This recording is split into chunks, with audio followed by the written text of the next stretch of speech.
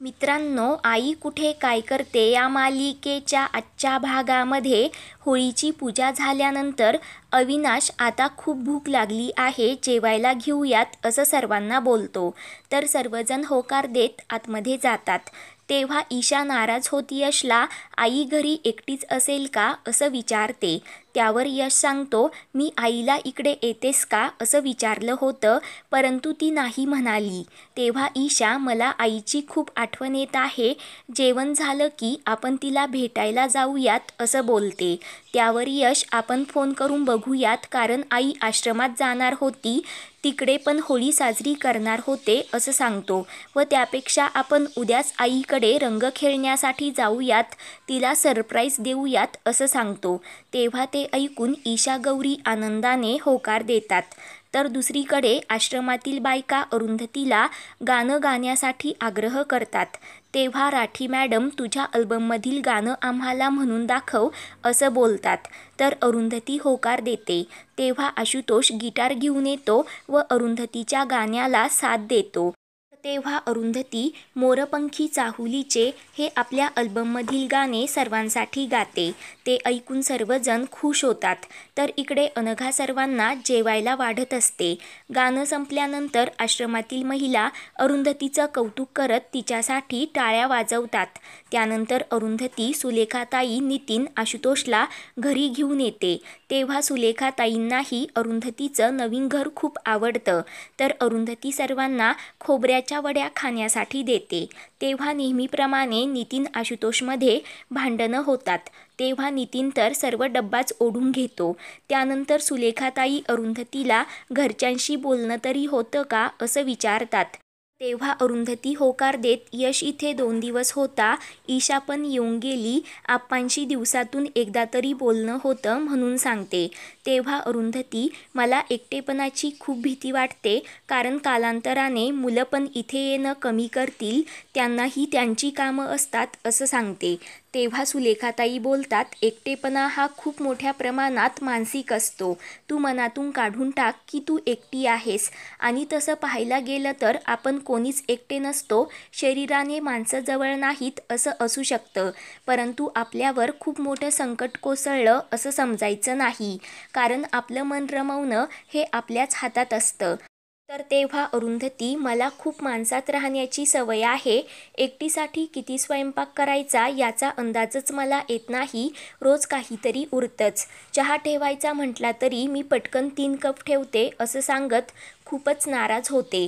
तेव्हा सुलेखाताई बोलतात, तुझ्याकडे माझा नंबर आहे ना, तुला दिवसांतून कधीही एकटं वाटलं ना की मला फोन कर, नाही तर सरळ घरी ये किंवा आश्रमातील बायकांकडे जा. त्यावर आशुतोष बोलतो, हे सर्व करण्यासाठी आता अरुंधतीकडे वेळ नसणार आहे. पुढचे 2 आठवडे एकदम धामधूम असणार आहे, कारण आता म्युझिक स्कूल, अल्बम दोन्ही कामं सुरू होणार आहेत. तुझ्यावर प्रचंड लोड असणार आहे, त्यामुळे तुला एकटं वाटणार नाही, आणि वाटलंच तर आम्ही आहोतच. तेव्हा अरुंधती होकार देते. तर सुलेखाताई पहिल्यांदा घरी आल्या म्हणून अरुंधतीला पैसे देतात. तर अरुंधती ते पैसे देवासमोर ठेवत नमस्कार करते व सुलेखाताईंना सांगते, मी हे पैसे वापरणार नाही, देव्हाऱ्यातच ठेवेन. त्यानंतर दुसऱ्या दिवशी सकाळी अनघा कांचनला चहा देते. तेवढ्यात आप्पाही तिथे येतात. तेव्हा कांचन आप्पांना, खूप दिवस झाले तुम्ही माझं भविष्य वाचलंच नाही असं बोलते. त्यावर आप्पा सांगतात, मी भविष्य वाचणं आता सोडून दिलंय, आणि एकंदरीत तुझा भूतकाळ बघता तू भविष्यात काही चांगलं काम करशील असं वाटत नाही. तर कांचन आप्पांना भविष्य वाचण्यासाठी आग्रहच करते.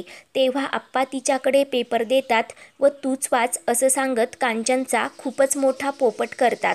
तेव्हा कांचन आप्पांना वैतागाने, तुम्ही माझ्याशी असंच तुसडेपणाने वागणार आहात का असं विचारते. तर आप्पा काही ऐकून न घेता, तू माझ्या मनातून कायमची उतरली आहेस, तुला जसं मनाप्रमाणे बोलण्याचं वागण्याचं स्वातंत्र्य आहे तसं दुसऱ्यालाही असू शकतं, हे विसरू नकोस. मग तुला पटेल तुसडेपणाने वागणं काय असतं. मला तुझ्याशी बोलायची अजिबात इच्छा नाही, आजचं आपलं संभाषण संपलं असं स्पष्टपणे आप्पा सांगतात. तर तेवढ्यात अभि अनघाला आवाज देत तिथे येतो व माझ्या एका मित्राने धुरवड पार्टी अरेंज केली आहे, आपल्या सर्वांना बोलवलं आहे असं सांगतो. त्यावर आप्पा मी येणार नाही, तुम्ही सर्वजण जा असं सांगतात. तेव्हा अभि अनघाला विचारतो तर अनघा होकार देते.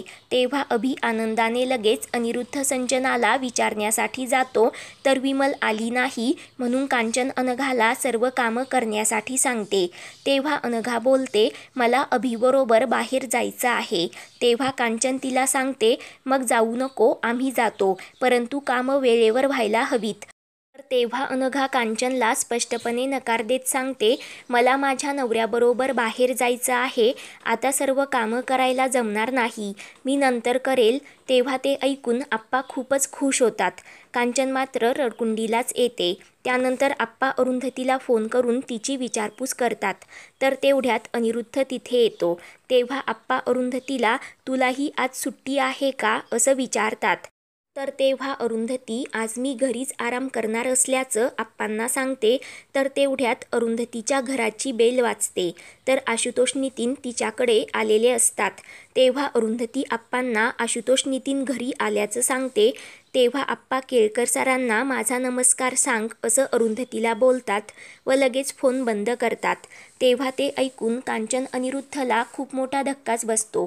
तेव्हा अनिरुद्ध केळकर साहेब एवढ्या सकाळी आले की रात्री गेलेच नव्हते, आता काय प्रेमवीर मोकाट सुटले आहेत, जगासमोर कबुली देऊन झाली मग कसली भीती नाही असं टोमणा देत बोलतो. तेव्हा आप्पा अनिरुद्धकडे अजिबात लक्ष देत नाही व लगेच त्यांच्या रूममध्ये जाण्यासाठी निघतात. तेव्हा अनिरुद्ध कांचनला आप्पा एवढी पार्शालिटी का करत आहे, विशाखा अविनाशच्या बाबतीमध्ये असतं तर ते ठीक होतं, परंतु आप्पांना अरुंधतीचा एवढा पुळका का आहे असं विचारतो. तेव्हा कांचनलाही काही समजत नाही. तर तेव्हा अनिरुद्ध कांचनला सांगतो एक दिवस आप्पाच अरुंधतीचं लग्न लावून देणार व त्यांचाही फोटो पेपरला येणार. तर दुसरीकडे नितीन अरुंधतीला वर्षाने बनवलेल्या ढेपेंचा डब्बा देतो. तर अरुंधती नितीनला बोलते तुमच्या घरात तुम्ही तुमच्या बायकोला दिवसभर स्वयंपाकघराच्या बाहेर येऊ देत नसाल. तेव्हा नितीन आशुतोष अरुंधतीला वर्षाबाहेरील जेवणाची ऑर्डर घेते. ती गुजराती जेवण बनवते, तिच्या हाताला खूपच चव आहे, मस्त बिझनेस चालू आहे असं सांगतात. ते ऐकून अरुंधती खुश होते. त्यानंतर आशुतोष अरुंधतीला तू मधुराचे फोन का उचलत नाही असं विचारतो. तेव्हा अरुंधती माझं फोनकडे लक्ष नव्हतं म्हणून सांगते. तेव्हा नितीन अरुंधतीला एक स्मार्टफोन घेण्यासाठी सांगतो किंवा मी तुला बड्डेसाठी गिफ्ट करेल असं बोलतो. तेव्हा आशुतोष अरुंधतीला मधुराच्या घरी पार्टी आहे, तिने आपल्याला बोलवलं आहे, तू येणार का असं विचारतो. तर अरुंधती होकार देते व यश ईशाला पण घेऊन जाण्याचं ठरवते. तर मित्रांनो, उद्याच्या भागामध्ये आशुतोष अनिरुद्ध पार्टीमध्ये एकमेकांना धडकतात. तेव्हा आशुतोष सांगतो की जेव्हा आमची गाडी बंद पडली होती तेव्हा आम्ही यांच्याकडेच मुक्कामी होतो. तर अनिरुद्धला मोठा धक्का बसतो. अरुंधती मात्र त्याच्याकडे खूप रागाने पाहते. पुढील भागांच्या अपडेट्ससाठी चॅनलला